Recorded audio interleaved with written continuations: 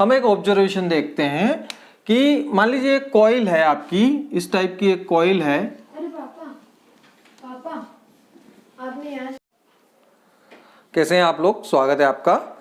आइए आज फिर हम जो है अध्याय 6 विद्युत चुम्बकीय प्रेरण का एक अगला टॉपिक अपन लेते हैं। बहुत ही महत्वपूर्ण टॉपिक है परीक्षा की दृष्टि से, स्वप्रेरण। स्वप्रेरण एवं स्वप्रेरकत्व, इस पे अपन बात करते हैं। सबसे पहले हम बात करते हैं स्वप्रेरण पर। स्वप्रेरण किसको कहेंगे हम, सेल्फ इंडक्शन कहें, स्वप्रेरण कहें, तो ये एक प्रकार का फिनोमिना है। इसको समझने के लिए एक ऑब्जर्वेशन की बात हम करते हैं कि मान लीजिए आपका एक कॉइल है, इस प्रकार की कॉइल है, ठीक है। इस कॉइल के अंदर यदि हम करंट फ्लो करें, इस प्रकार से यदि इसको कनेक्ट करके और इसके अंदर यदि हम करंट फ्लो करते हैं तो करंट इधर मान लीजिए प्रवाहित हो रहा है, तो करंट इधर जाएगा।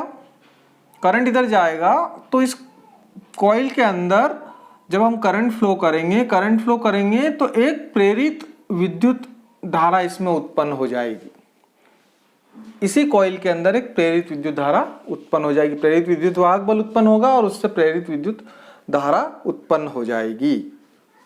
उसकी दिशा इस प्रकार से होगी कि वह उस कारण का विरोध करेगी जिसके कारण वह उत्पन्न हुई है। या तो ऐसा हो सकता है, तो इधर से अपन ने, अब इसका रीजन क्या हो सकता है, तो या तो ये इसकी दिशा जो है इस प्रकार से होगी या इस प्रकार से होगी। दोनों प्रकार से जो प्रेरित विद्युत धारा जो उत्पन्न हो जाएगी, इंड्यूस करंट जो उत्पन्न हो जाएगा, तो उसका डायरेक्शन या तो इधर होगा या इधर होगा। देखिए मैंने क्या बोला है कि एक कॉइल है, इस कॉइल के अंदर जब आप विद्युत धारा फ्लो कर रहे हो तो उसके अंदर एक प्रेरित विद्युत धारा, उसी कॉइल के अंदर एक प्रेरित विद्युत धारा उत्पन्न हो जाएगी और उसकी दिशा इस प्रकार से होगी कि वो उस कारण का विरोध करेगी जिसके कारण वह उत्पन्न हुई है। यहां पर यह समझें कि ऐसा क्यों हो रहा है, स्वप्रेरण की जो घटना है ऐसा क्यों हो रहा है। देखो सेल्फ ही अपने आप उसी कॉइल के अंदर जो है विद्युत धारा उत्पन्न हो रही है, प्रेरित विद्युत धारा उत्पन्न हो रही है, तो इसलिए इसको अपन बोल रहे थे स्वप्रेरण। खुद के कारण ही, खुद ही उसी के अंदर जो है विद्युत धारा उत्पन्न होती है, तो इसको स्वप्रेरण कहते हैं। तो देखिए क्लियर है कि जब किसी कुंडली के अंदर जो है विद्युत धारा प्रवाहित की जाती है तो उसी कुंडली के अंदर प्रेरित विद्युत धारा उत्पन्न हो जाती है। इस घटना को स्वप्रेरण कहते हैं। अब इसको अपन थोड़ा सा डिटेल में जाएं और देखें कि आखिर ऐसा हो क्यों रहा है। तो करंट जब अपन, थोड़ा सा इसको देखना आप कि जब अपन करंट फ्लो करते हैं, मान लीजिए इधर आपका जो है टाइम ले लें अपन और इस तरफ जो है आपका वो अपन करंट ले लें, तो जब आप स्विच ऑन करोगे, यहाँ पर स्विच ऑन करते हो तो जो करंट फ्लो होता है, तो वो एकदम, जैसे मान लीजिए आप ये सर्किट है, यहाँ पर आपने सपोज करें अपन कि यहाँ आपका जो है आपने 10 वोल्ट लगा रखा है। थोड़ा समझना इस चीज को, यहाँ पर 10 वोल्ट लगा रखा है, ठीक है। ये जो कॉइल है, इस कॉइल का जो रेजिस्टेंस है वो 2 ओम है। 10 वोल्ट यहाँ लगा रखा है, इसका जो रेजिस्टेंस है वो कितना है, 2 वोल्ट। तो करंट कितना जाएगा, करंट इसमें से कितना जाएगा, तो I = V/R होता है, हम जानते हैं। तो 10/2 इट मीन्स 5 एम्पियर। तो इस स्थिति में करंट कितना जा रहा है, 5 एम्पियर करंट बह रहा है। तो क्या स्विच ऑन करते ही एकदम 5 एम्पियर करंट इसमें चला जाएगा, नहीं, उसको जाने में थोड़ा सा समय लगेगा। इट मीन्स वो 0 से 5 एम्पियर तक पहुंचेगा, उसके बाद 5 एम्पियर पे जाके वो कांस्टेंट होएगा। वो बहुत कम सेकंड हो सकते हैं, मिली सेकंड्स हो सकते हैं, माइक्रो सेकंड्स हो सकते हैं। तो बहुत कम सेकंड के अंदर वो 0 से 5 एम्पियर पर पहुंचता है। तो मान लीजिए यहाँ से ये जो है ये टाइम है, इसको अपन कुछ भी मान सकते हैं, मान लो 10⁻³ सेकंड मान लिया इसको। इतने कम समय में करंट 0 से स्टार्ट हुआ और यहाँ पहुंच गया, कहाँ पहुंच गया, 5 एम्पियर पर। उसके बाद यहाँ जाने के बाद ये कांस्टेंट हो गया, ये एक सरीका चलता रहा। बात समझ में आई आपको, मैं जो कहना चाह रहा हूँ कि 5 एम्पियर जो करंट है वो एकदम नहीं, समय थोड़ा सा यहाँ 0 समय है, 0 समय से लेके और बहुत कम समय में ये पिक करके और कहाँ पहुंच गया, 5 एम्पियर पर पहुंच गया। 5 एम्पियर पर पहुंच गया मतलब यहाँ तक ये पहुंच गया। तो ये जो समय है यहाँ से यहाँ तक जाने में, इसमें करंट जो है 0 से लेके और कहाँ तक पहुंचा, 5 एम्पियर तक पहुंचा। क्या मतलब हुआ, मतलब ये हुआ कि इस समय में करंट में क्या हुआ, चेंज आया, परिवर्तन आया। पहले 0 एम्पियर, फिर 1 एम्पियर हुआ होगा, 2 एम्पियर, 5 एम्पियर। तो क्या हुआ, करंट में चेंज आया, धारा में परिवर्तन हुआ। और जहां अपन आगे जाते हैं फिर कि भाई ये थोड़ी देर तक आपका चलता रहा और जैसे आपने इसको स्विच ऑफ किया, मैं बहुत सिंपल तरीके से आपको फिनोमेना कॉन्सेप्ट आपके माइंड में स्टोर कर दूंगा, समझ में आ जाएगा आपको पूरा। फिर जैसे ही हमने इसका स्विच ऑफ किया, स्विच ऑफ करते समय भी 5 एम्पियर से एकदम 0 पे नहीं आता है, उसको 5 एम्पियर से वापस 0 एम्पियर तक आने में थोड़ा सा समय लगता है। तो 5 एम्पियर तक यहाँ तक मान लीजिए कुछ समय चल गया आगे, उसके बाद में जैसे अपन ने ऑफ किया तो इसको आने में वापस थोड़ा सा समय लगा, मतलब यहाँ से यहाँ तक आने में फिर समय लगा। तो यहाँ पे क्या हो रहा है, यहाँ पे तो करंट बढ़ रहा है ना, बढ़ा, फिर कांस्टेंट हुआ, एक सरी का चला, फिर जब अपन ने ऑफ किया तो फिर वापस करंट क्या हुआ, कम हुआ। तो करंट में वापस क्या हुआ, 5 एम्पियर से लेके और 0 पर आया, इसका मतलब वापस करंट चेंज हुआ। मैं जो समझाने की कोशिश कर रहा हूं उसको आप समझना। कहने का मतलब कि जब आप करंट इसके अंदर फ्लो करते हो, तो करंट एकदम से नहीं बढ़ जाता है, एकदम 5 एम्पियर पे नहीं पहुंच जाता है, या जो भी जितना भी आप करंट दे रहे हो तो एकदम उस मान पे नहीं पहुंच जाता है, उसको वहां जाने में थोड़ा समय लगता है। मतलब धारा में परिवर्तन होता है। जब भी किसी परिपथ में हम धारा को प्रवाहित करते हैं तो स्टार्टिंग समय में धारा 0 से लेके फिर वहां तक पहुंचती है, मतलब धारा में परिवर्तन होता है। जब अपन उसको स्विच ऑफ करते हैं तो मैक्सिमम से वो वापस मिनिमम पे आती है, तो उसमें भी समय लगता है, मतलब धारा में लास्ट में भी धारा में परिवर्तन होता है और स्टार्टिंग में भी धारा में परिवर्तन होता है। जहां धारा में परिवर्तन होता है, हम जानते हैं, पहले हम पढ़ चुके हैं कि धारा में परिवर्तन होता है तो वहां पर चुंबकीय फ्लक्स के मान में भी परिवर्तन होगा। हमने कहा है कि हम किसी कॉइल के अंदर जब विद्युत धारा प्रवाहित करते हैं तो इसके चारों ओर चुंबकीय क्षेत्र उत्पन्न हो जाता है, ऐसा हम बात करते हैं, चारों ओर चुंबकीय क्षेत्र उत्पन्न हो जाता है। और स्टेट ने कहा था कि जब किसी सोलेनाइड अपन ने पढ़ा है, उधर परिनालिका हमने पढ़ी है, परिनालिका में अपन ने यही देखा है कि अपन करंट फ्लो करेंगे तो उसके चारों ओर जो है चुंबकीय क्षेत्र उत्पन्न हो जाता है। तो जब विद्युत धारा के मान में परिवर्तन होगा, मतलब विद्युत फ्लक्स के मान में परिवर्तन होगा, तो नेचुरल ही चुंबकीय फ्लक्स के मान में भी परिवर्तन होगा। तो ये किसके ऊपर डिपेंड कर रहा है, चुंबकीय फ्लक्स के मान में परिवर्तन धारा के मान पर निर्भर कर रहा है। हम धारा बढ़ा रहे हैं या धारा को कम कर रहे हैं, मतलब धारा में परिवर्तन कर रहे हैं, तो चुंबकीय फ्लक्स के मान में भी परिवर्तन हो रहा है। सपोज करें कि चुंबकीय फ्लक्स का मान यहाँ पे फाई है, तो फाई सीधे सीधे डिपेंड कर रहा है किस पर, धारा पर। Phi is proportional to I, phi सीधे सीधे आई पर निर्भर कर रहा है, आई के ऊपर। ये कॉन्सेप्ट क्लियर हुआ आपका भाई? क्या कहेंगे अब हम इसको अपनी किताबी परिभाषा के रूप में यदि हम अब बताना चाहें तो हम बता सकते हैं कि जब किसी कुंडली में, ये कुंडली आपकी कुंडली में बहने वाली विद्युत धारा के मान में परिवर्तन किया जाता है, तो उस कुंडली से बद्ध चुंबकीय फ्लक्स के मान में परिवर्तन होता है ना। जब किसी कुंडली में बहने वाली विद्युत धारा के मान में परिवर्तन किया जाता है तो उस कुंडली से बद्ध चुंबकीय फ्लक्स के मान में परिवर्तन होता है।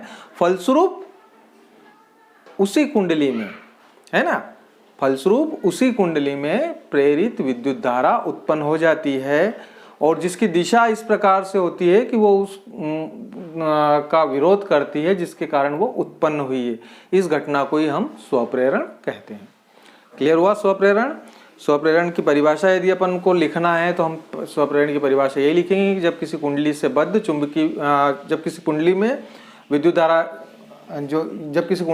धारा के मान में परिवर्तन किया जाता है तो उस कुंडली से बद्ध चुंबकीय फ्लक्स के मान में परिवर्तन होता है और उसके अंदर प्रेरित विद्युत धारा उत्पन्न हो जाती है, उसी कुंडली में प्रेरित विद्युत धारा उत्पन्न हो जाती है। इस घटना को स्वप्रेरण कहते हैं। और उस प्रेरित विद्युत धारा की दिशा इस प्रकार से होती है कि वो उस कारण का विरोध करती है जिसके कारण वह उत्पन्न हुई है।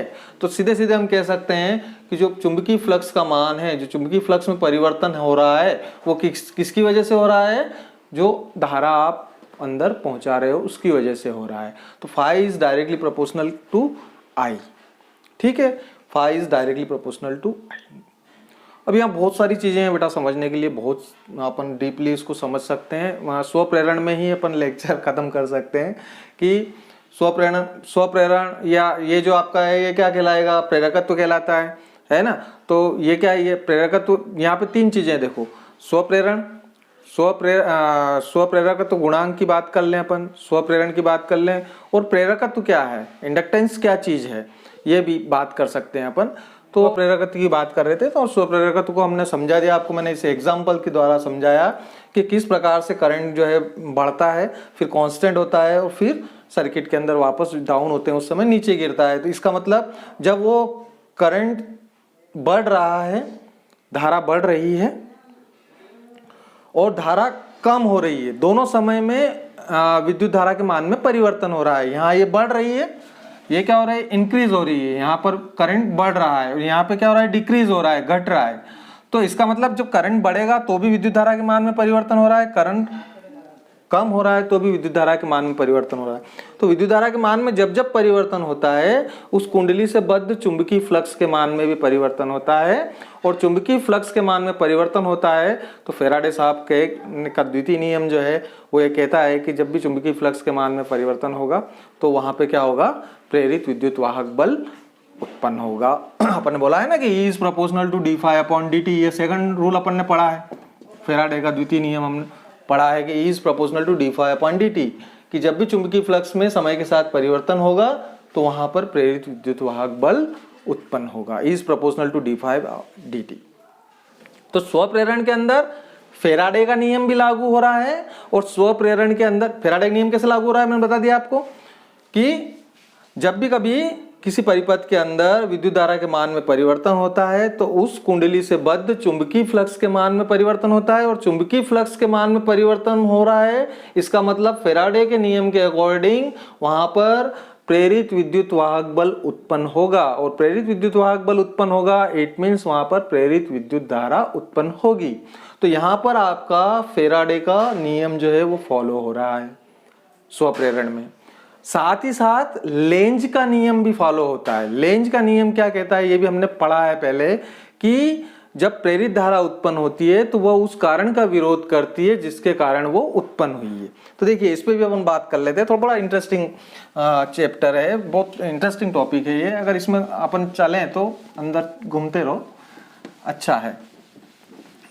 तो देखिए जैसे हम बात कर रहे हैं कि ये कॉइल ली है, ये कॉइल ली हमने, और इसके अंदर हमने करंट फ्लो किया, करंट फ्लो किया, तो ये जब अपन देखें कि इसके अंदर करंट बढ़ रहा है, 0 से 5 एम्पियर तक जा रहा है, मतलब पहले वाली पोजीशन, जब अपन ने स्विच ऑन किया और करंट इसके अंदर बहना चालू किया, करंट जब बह रहा है, करंट में चेंज तो हो रहा है, करंट में क्या हो रहा है? चेंज हो रहा है ना, क्या हो रहा है? इंक्रीज हो रहा है, बढ़ रहा है, करंट क्या हो रहा है? बढ़ रहा है।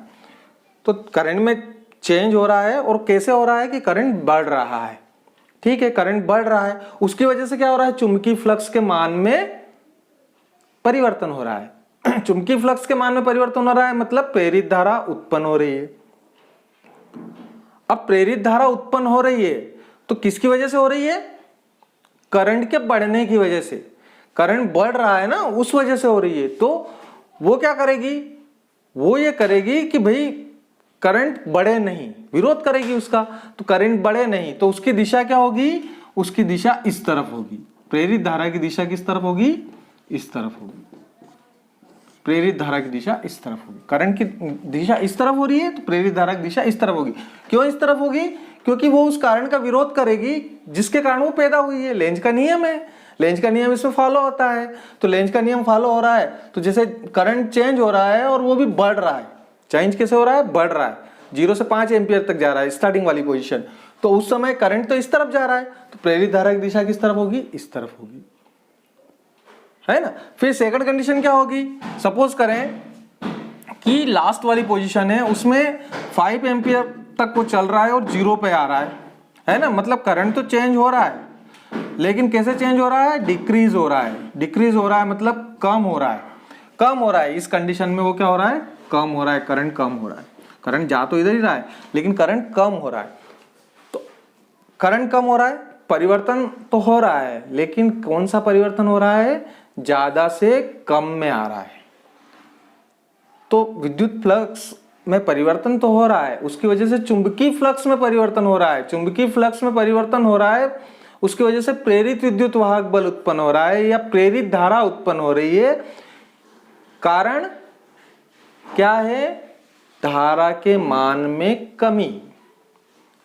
धारा के मान में कमी हो रही है, इसके कारण वो उत्पन्न हो रहा है। तो वो क्या करेगा, उस कारण का विरोध करेगा। उस कारण का विरोध करेगा तो वो क्या करेगा, उस धारा के मान को कम नहीं होने देगा। कम नहीं होने देगा मतलब जिधर धारा जा रही है उसी को सपोर्ट करेगा।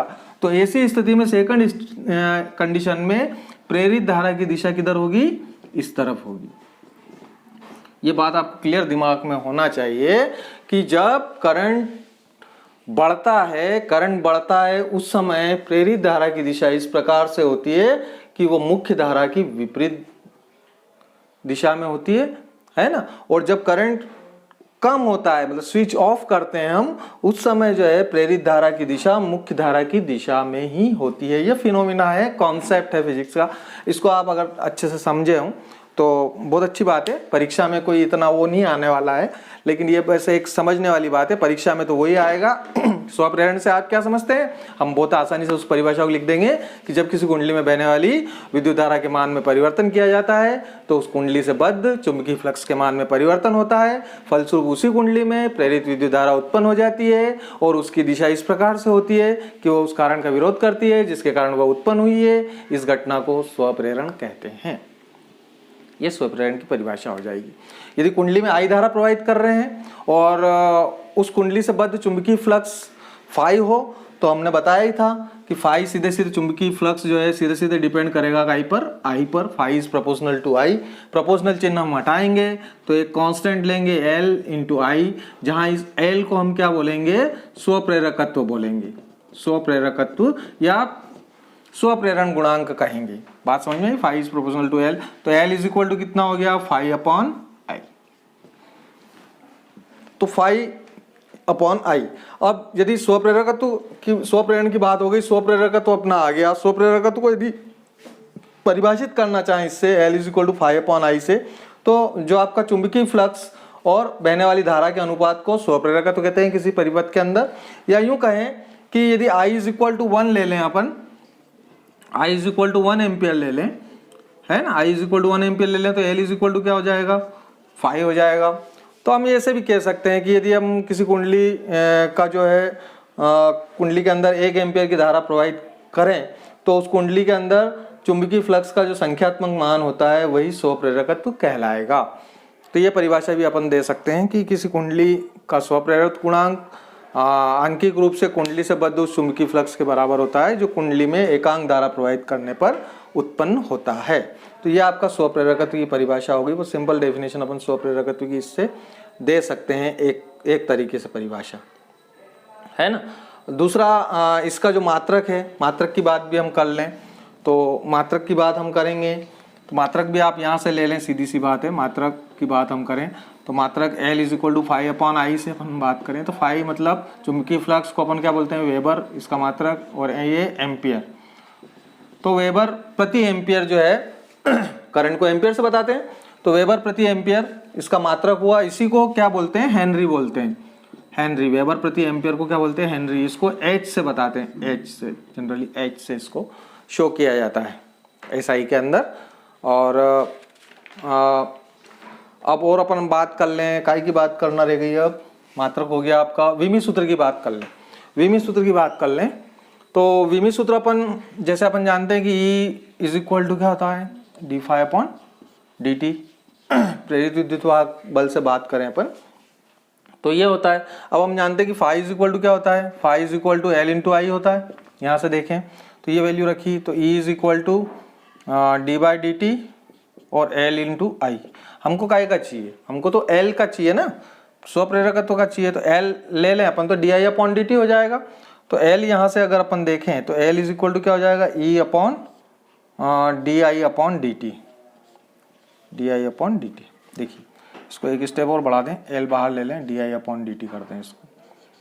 इससे आपको एक और परिभाषा यहाँ से भी आप बना सकते हो, है ना, एक और परिभाषा यहाँ से भी बना सकते हो। क्या बना सकते हैं अपन, d I upon D t is equal to 1, मतलब डी आई अपॉन डी टी मतलब change in current the rate, मतलब क्या बोलेंगे इसको, विद्युत धारा के मान में परिवर्तन की दर, डी आई अपॉन डी टी विद्युत धारा के मान में परिवर्तन की दर यदि एकांक हो, विद्युत धारा के किसी परिपथ के अंदर विद्युत धारा के मान में परिवर्तन की दर या विद्युत धारा के मान में परिवर्तन की दर यदि एकांक हो तो उस समय क्या होगा, L इज इक्वल टू ई, मतलब उसमें उत्पन्न विद्युत प्रेरित विद्युत वाहक बल ही उसके का आंकिक मान जो है स्वप्रेरकत्व के बराबर होगा। तो ये परिभाषा भी हम स्वप्रेरकत्व की इससे भी निकाल सकते हैं, सेकंड लॉ ऑफ फेराडे से भी हम निकाल सकते हैं। और ये कह सकते हैं कि यदि कोई परिपथ है, यदि कोई कुंडली है और उस कुंडली में बहने वाली विद्युत धारा के मान में परिवर्तन की दर एकांक हो, प्रति सेकंड जो परिवर्तन हो रहा है उसकी दर कितनी हो, एकांक हो, तो उस समय उत्पन्न प्रेरित विद्युत वाहक बल का आंकिक मान ही उसका स्वप्रेरकत्व कहलाएगा। तो ये परिभाषा भी हम यहाँ से दूसरी दे सकते हैं। अब अपन बात जो एक्चुअली कर रहे थे वो मात्रक तो हो गया था, विमी सूत्र की बात कर रहे थे, तो इस फार्मूले से अपन विमी सूत्र भी फाइंड आउट कर सकते हैं। अब ऊपर क्या है आपका विद्युत वाहक बल, नीचे क्या है D I upon D T.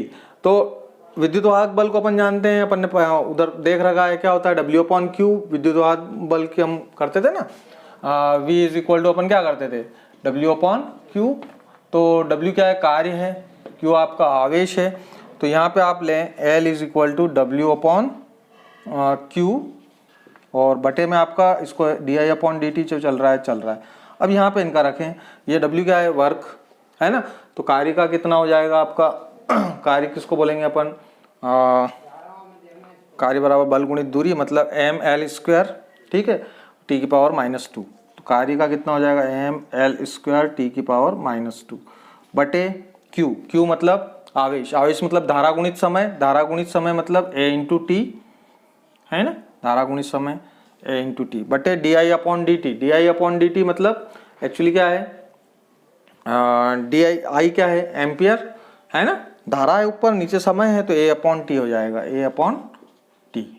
अब इसको आप सॉल्व करो, तो इसको अगर अपन सॉल्व करें आगे, देखिए ये सब 11th में अपन सीखते हैं कैसे निकालते हैं, क्या है देखा ही होगा, ये फार्मूला आपको मालूम होना चाहिए। फार्मूले से अपन ने एल निकाल लिया, एल को ई को अपन ने डब्ल्यू अपॉन क्यू में कन्वर्ट कर दिया, D I upon D T हो गया, डब्ल्यू का एम एल स्क्वायर टी की पावर -2 हो गया, क्यू का ए इंटू टी हो गया और D I upon D T का ए अपॉन टी हो गया। अब इसको थोड़ा उठापटक कर लो और देख लो क्या हो रहा है। तो इसमें आपका ए तो नीचे आ जाएगा, ये टी से टी कट जाएगा, तो ये बचेगा आपका m, इसको सॉल्व कर लेना, देखो आप m एल स्क्वायर, तो ऐसा कैसा रहेगा m एल स्क्वायर, है ना, ये दोनों तो ऊपर ही है। अब t की बात करोगे तो t जो है इस t से ये t कट जाएगा, तो t भी -2 रहेगा और a ये ऊपर चला जाए, ये नीचे आ जाएगा तो a स्क्वायर हो जाएगा और ये हो जाएगा आपका a की पावर -2। इसको आप सॉल्व करके देख लेना, ये आएगा एम एल स्क्वायर टी की पावर -2 a की पावर -2। तो ये आपका विमी सूत्र है। ये विमी सूत्र किसका है, स्वप्रेरकत्व का। स्वप्रेरकत्व का मात्रक तो हमने देख लिया, स्वप्रेरकत्व का मात्रक क्या है, हेनरी, है ना, जिसको अपन क्या लिखते हैं, एक्चुअली वेबर बटे एम्पियर, ये इसी को हम हेनरी बोलते हैं और एच से शो करते हैं। ये मात्रक हो गया और विमी सूत्र क्या हो गया, एम एल स्क्वायर टी की पावर -2 ए की पावर -2, ये इसका विमी सूत्र हो गया। तो समझ में आ गया होगा आपको कि क्या पूरा माजरा है, स्वप्रेरण, स्वप्रेरकत्व, मात्रक, विमी सूत्र। कई बार हेनरी को भी परिभाषित किया है, पूछ लेते हैं कि हेनरी को परिभाषित कीजिए, तो कोई अगर आपने पूरा समझ रखा है तो कोई दिक्कत नहीं है। अब हेनरी वास्तव में क्या है, 1 हेनरी इज इक्वल टू क्या है, वेबर बटे एम्पियर। हेनरी को हम वेबर बटे एम्पियर ही बोल रहे हैं, वेबर बटे एम्पियर को ही हम क्या बोल रहे हैं, हेनरी बोल रहे हैं। तो यहाँ यदि आप बात कर लें कि 1 एम्पियर धारा प्रवाहित करने पर यदि उसमें उत्पन्न चुंबकीय फ्लक्स का मान 1 वेबर हो तो उसके 1 हेनरी कहा जाता है, उसके संख्यात्मक मान को 1 हेनरी कहा जाता है। तो ये इस प्रकार से अपन इसको पूरा स्वप्रेरण को अपन ने बात करी कि स्वप्रेरण किसको कहते हैं, फिर स्वप्रेरण में किस टाइप से क्या होता है, कैसे धारा प्रवाहित होती है, कैसे उसमें विरोध होता है, क्या होता है, ये कॉन्सेप्ट मैंने आपको समझाया। स्वप्रेरकत्व क्या होता है ये मैंने आपको समझाया। स्वप्रेरकत्व का मात्रक कैसे निकालते हैं ये हमने आपको बताया। विमी सूत्र कैसे निकालते हैं ये हमने बताया। तो वीडियो बड़ा हो जाएगा इसलिए इतना ही रहने दिया जाए। नेक्स्ट टॉपिक में अपन उसका लंबी परिनालिका के लिए स्वप्रेरकत्व की बात करेंगे। आज जो है इतना ही। ये वीडियो आपको अगर अच्छा लगा हो तो लाइक कीजिए, सब्सक्राइब कीजिए, ताकि इसी प्रकार के वीडियो आपको मैं आगे देता रहूं। धन्यवाद।